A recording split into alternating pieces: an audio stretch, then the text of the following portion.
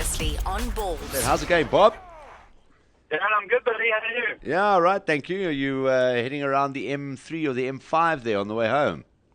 I am on the way. Well, I'm on my way to five-a-side soccer practice, so I'll go home after that. Five-a-side soccer practice. That's exactly right. I would say five-a-side soccer, but I'm not good enough to actually put a game together. So practice. Why are you doing this now? Just trying to stay fit and trim, man. Yep. I'm a retired sportsman. It all sticks around. You get a bit squidgy around the edges. Are you one of those guys being a competitive sports person? Because I'm the same. I would rather play 2 hours of squash than spend an hour in the gym. Because it's got that. There's a point to it. It goes a lot quicker when you're actually playing like a competitive kind of thing. It gives you exercise. Are you one of those guys as well? Definitely. I struggle just to sit in the gym and do. I mean, in the old days when we had a gym instructor and that kind of thing, definitely. But I'd much rather be playing a game. Yeah, me too. Well, thanks for joining us this afternoon here on Ballz, and nice to chat to you again after the second of our 3 outgoing test matches, second one against Scotland.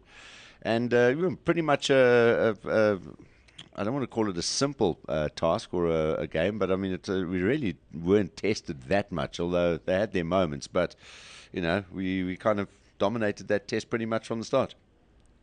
Yeah, I think so, Darren. That's a fair sum up. I don't think Scotland would have presented too much of a challenge. I think we sort of scored an early try and then we fell away a little bit. Maybe it was just them and you know, some good defence, etc. from them. I think at one stage they'd made 50 tackles and we'd made 9, so they were definitely working harder. But I also think that field contributed to us not really getting all the purchase that we wanted. I mean, you could even see Willie Leroux's try, the intercept one, not the one that he made for JP Peterson. You know, he was sort of fleet-footed and light-footed enough to make it through on that, but the rest of the game, they were just slipping and sliding. I was quite disappointed with the surface, actually. Usually, Murrayfield's got a great surface, but I think you're right. The book stood up to what was going to be, you know, never a challenge that they would have wanted to allow them to get too rattled, but certainly a few areas of that game that they wanted to show dominance, and I think they managed to do that. Having said that, though, I mean, that's a side that we've slipped up against all expectations a couple of times in the past. So, I mean, were those just a case of maybe taking them too lightly, whereas this time around we're not going to make the same mistake again and did the job as we were supposed to? Yeah, you know, I mean, we've lost to Scotland twice, I think, in the last 12 years, which I think is ridiculous. We should never, ever lose to anyone from those muddy little islands. We should always knock them over, and I think we definitely let it slip. You know, it's a little bit like what sometimes happens to the Boks with Australia. We think, it's just Australians. We'll beat them easily, and next thing you're 15 points down, you know, and you're fighting for the game. I think we definitely underestimated them in Nelspruit. And that led to us being a bit behind in that game. But I liked the way the guys took on this game, and I liked, you know, the hard work that they put into the tackles and the defence. I mean, you could see the Scottish guys were exhausted afterwards, and the Boks did a lot of good stuff. Just from a Scottish point of view, they're like one of those sides, like cricket with the West Indies and rugby to me is Scotland. It almost doesn't feel right. I feel kind of... I just wish they'd actually get stronger because, I mean, are you concerned that their rugby is actually going one way? Because they've battled for a while. I mean, it looked like a pretty decent crowd there yesterday, although I've seen Murrayfield for some fairly decent test matches and they've stopped being able to fill it. Are you concerned about Scottish rugby? Because I'd love to see them a bit stronger than they are at the moment. Yeah, look, Darren, I think you're right. I was actually going to comment on Murrayfield. It really looked nice and full. I mean, I think they definitely went through a patch where they were struggling to sell rugby as a sport. I think the Heineken Cup's been quite good for them. You know, Edinburgh and those kind of guys being a bit more competitive. To be honest, I don't really know much about their structures. I think they compete with soccer quite a lot, and then the kids coming through school. I don't know how many people play, but you know, it was nice to see Sean Maitland, who could potentially have played for New Zealand, that he naturalised. He's decided to take on his Scottish heritage. David Denton, who's a Zimbabwean national, playing over there. And I think, you know, that's indicative of the fact that the rugby is obviously good enough for those guys to go and give it a go and play internationally. From a box point of view, where do you see them at the moment? I mean, obviously a couple of debates going on about the full back berth, and we've seen Willie LaRue there yesterday. Also fly half, and that Pat Lambie should be given a slot somewhere. Listening to Blades on his show this morning, having a debate about whether he actually has taken his opportunity with both hands or not. Where do you stand on things like that? Well, I mean, there's a couple of things that stand out for me. One, it's nice to see Jacques Fourie back, and after two test matches being so dominant and doing well. I mean, him and John were very good defensively. I was quite pleased to see, the lock pairing was very different to what we've seen over the last 2 years, and they won all their lineouts. In fact, they put a lot of pressure on the Scottish lineouts. I thought that was excellent. I think the loose forwards are getting better and better together, and as a combination, I mean, I think Dwayne Vermeulen was just outstanding as a defensive number 8, and then he attacked well as well. I'm not so concerned about Pat. I think Pat's got a lot more in reserve. Like I said, that field was really hard to stamp authority on. I mean, he had a couple of nice little kicks through, kicks over. He carried the ball well. He offloaded the ball well. I don't think that was bad. He also kicked for poles very well. He only missed one kick, so that was very good. And then if you look at it, the finishing, I mean, we can't really moan too much about it. I mean, look how JP finished that on his 50th test. What a beautiful way to finish Billy's little break.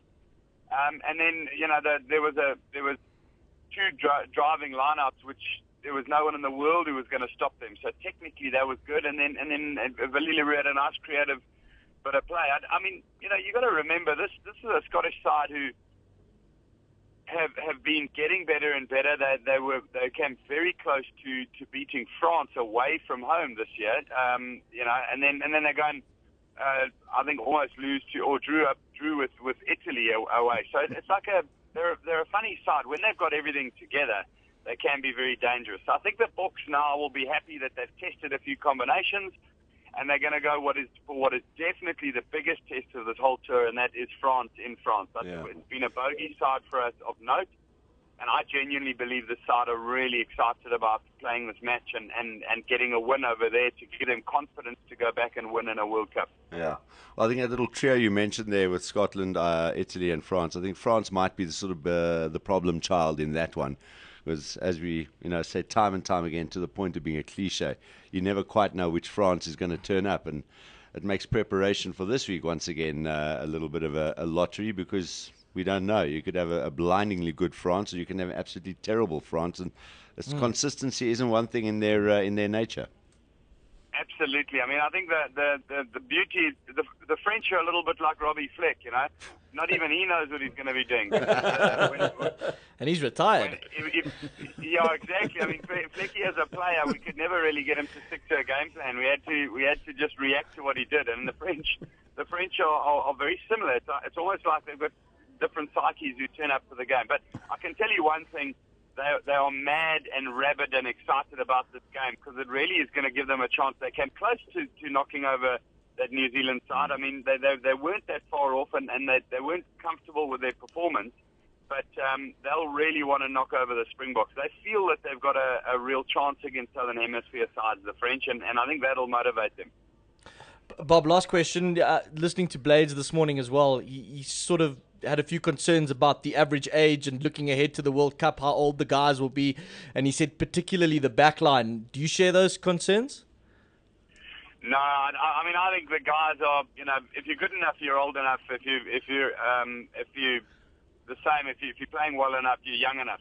So we've seen it with a couple of teams who actually pulled out players that they thought would have affected, the average age. I mean, I think the All Blacks would have done much better in 2007 if they'd had Tana Umaga playing. I mean, he still went on and played representative Super Rugby for 2 years after that. So I think it would be premature to say who's going to be there and who's not. I mean, sometimes Super Rugby and Currie Cup uncovers bright new stars. We'll see a young Serpentine and those kind of guys coming through. Maybe they'll be contending with a Jean de Villiers for that position in 2 years' time, and then it'll be a decision that Heineke's got to make. I don't think we should worry ourselves too much about it. I mean, you'll see the quality of the individuals stepping up to the plate when they can play a couple of games together.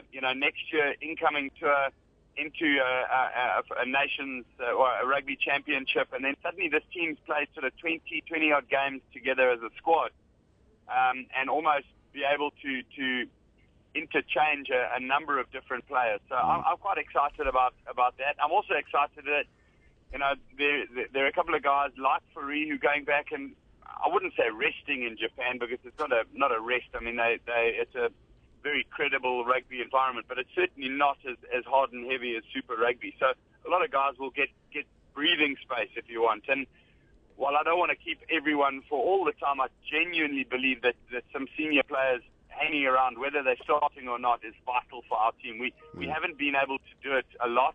We managed to do it in 2007, and that went well. 2011, a lot of those guys had moved on. Yeah. Well, I mean, that's exactly. I was just sort of thinking while you were chatting there, and a lot of people are making emphasis and particularly pointing at people like Bucky's Boerts and saying, why is he there? We've got these youngsters.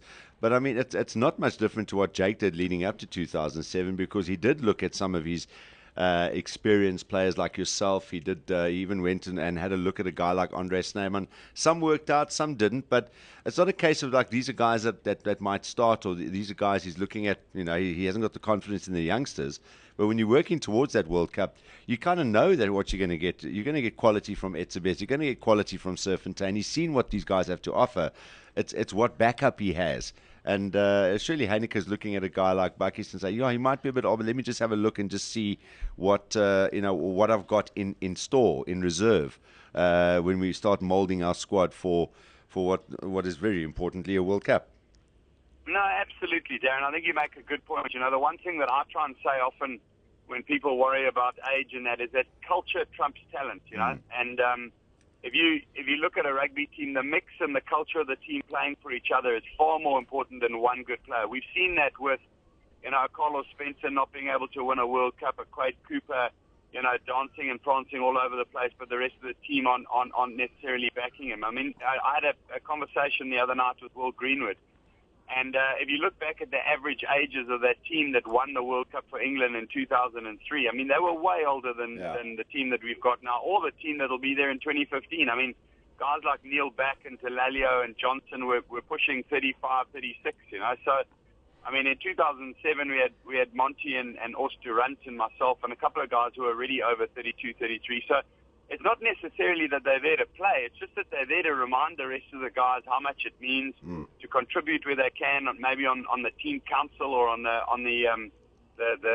committees of how they prepare for these games and add their experience. I think that the balance is very important. You need the exuberance of youth, but you need a couple of old bulls to make sure the guys understand what they're playing for. And add more leaders to that whole pack, which is exactly what happened in 2007. So, yeah, it's good signs all around with the Springboks at the moment. Let's just hope we can finish it off against France this weekend.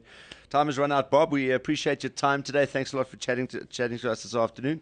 And, have a good rest of the week. Thanks, Bob. Appreciate it, man. No problem, guys. Great to catch Thanks, up. Bob. Thanks, Cheers, Bob. Bye. Bye-bye. Bye, Bob. There we go. Bye. Bob Skinstad from Cape Town joining us. Getting some valid points there. With the bigger picture in mind. Yeah. Visual Radio. Weekdays from 3 p.m. to 6 p.m. Central African Time. Radio like you've never seen it before. Ballz.co.za